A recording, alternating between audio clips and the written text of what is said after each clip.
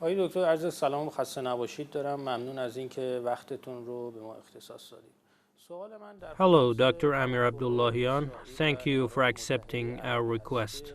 Trump unveiled the UAE-Israel agreement on the eve of the U.S. presidential election, after the annexation of West Bank to occupied Palestine failed. What are the regional and international consequences of this action?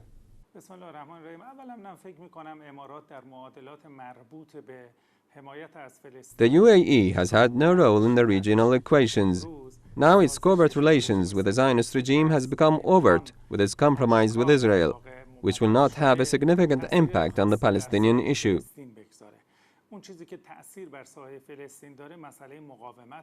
What affects the Palestinian issue is the resistance, and it is the Palestinian resistance that plays a vital role in the political equations.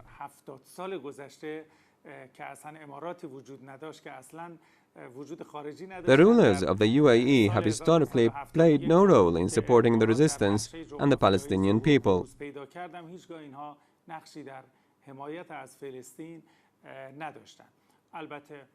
The strategic mistake of the UAE in signing the agreement with the Israeli regime has various dimensions.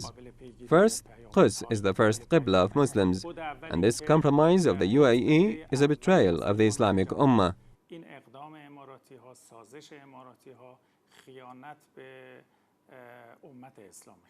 Secondly, the Palestinian people have resisted the Zionist regime in the last 7 decades, from the Stone Intifada to the Rocket Intifada, and leaving the support of Palestine as an Arab state alone is a betrayal of the Palestinian cause and nation.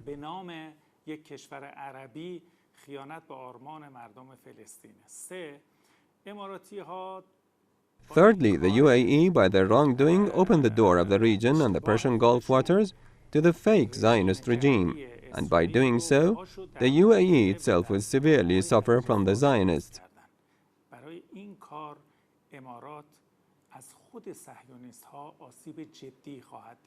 As the Iranian officials have emphasized, Tehran will not remain silent in the face of the UAE's action, and the UAE will pay a heavy price for betraying peace and security of the Persian Gulf region.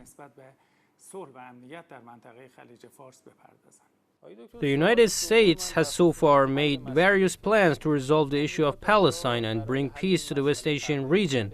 Still, each has failed due to the disregard to the rights and aspirations of the Palestinians. What is the best solution to the Palestinian issue, given that Iran has proposed a democratic plan as a solution?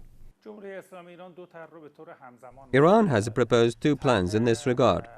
The first is that the resistance will play a decisive role in Palestine, as it has been playing such a role so far, and the Zionist regime has shown that it no longer accepts any logic other than the logic of power. However, the Islamic Republic of Iran has presented a democratic plan to resolve the Palestinian issue. The leader of the Islamic Revolution, Ayatollah Sayyid Ali Khamenei, has spoken about it many times, and Iran has registered this plan at the United Nations. Iran's plan is known as the referendum. It comprises holding a referendum so that the genuine people of Palestine, Jews, Christians, and Muslims, can participate in it and decide on their future and form a Palestinian state. The elected Palestinian government, made up of the genuine Palestinian people, must decide on the occupiers and the uninvited Zionist regime, so that it will be forced to return to wherever it came from. Iran's democratic plan leaves all decisions to the Palestinian people in the form of a referendum, and this plan is the best political solution to end the Palestinian crisis.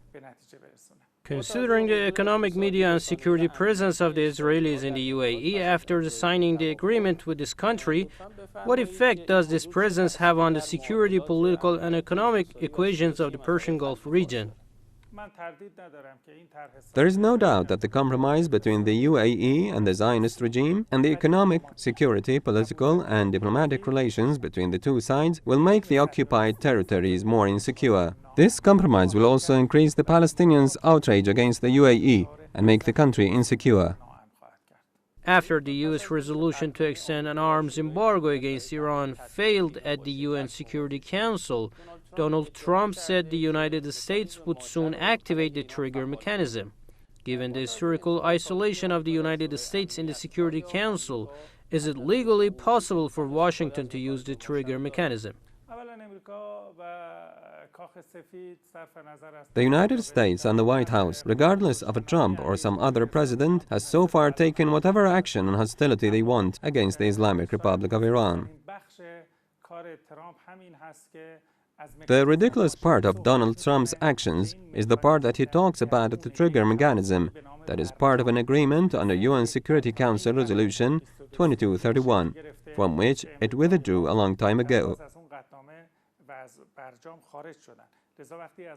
So when the United States withdraws from a pact and then returns trying to use its text, it is an entirely ridiculous, hilarious issue and more of a propaganda and a continuation of American political pressure.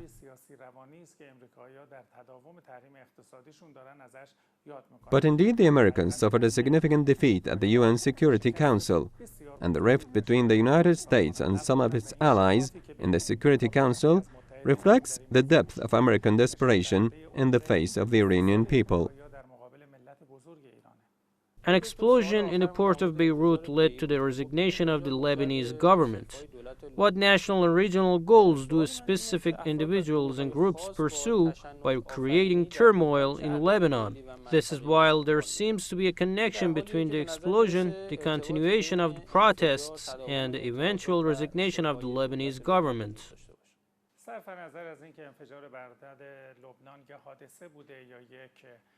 Whether the explosion in the port of Beirut was an accident or a subversive operation with specific objectives, I am one of those who are not optimistic that the blast was just a mere incident.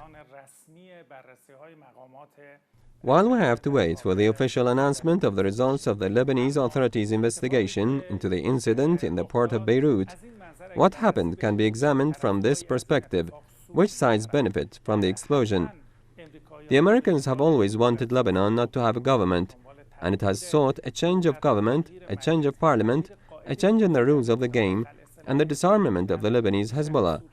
As a result, they are making the most of the explosion in the port of Beirut. The Zionist regime was also recently warned by Hezbollah in Lebanon that any action by Israel against the forces and its interest would have a decisive response from Hezbollah. Israel's move will definitely have a response. This is why, after the incident, the Zionist regime thinks it has won the game. The United States and the Zionists have been destroying Iraqi and Syrian infrastructure since 2011 as part of the Zionist regime's goals, using the terrorist group ISIS as a tool. In such circumstances, the destruction of the port of Beirut and the severe damage inflicted on the Lebanese capital can be analyzed in this approach. Hence, the issue of the explosion cannot be simply ignored, just in the context of an incident.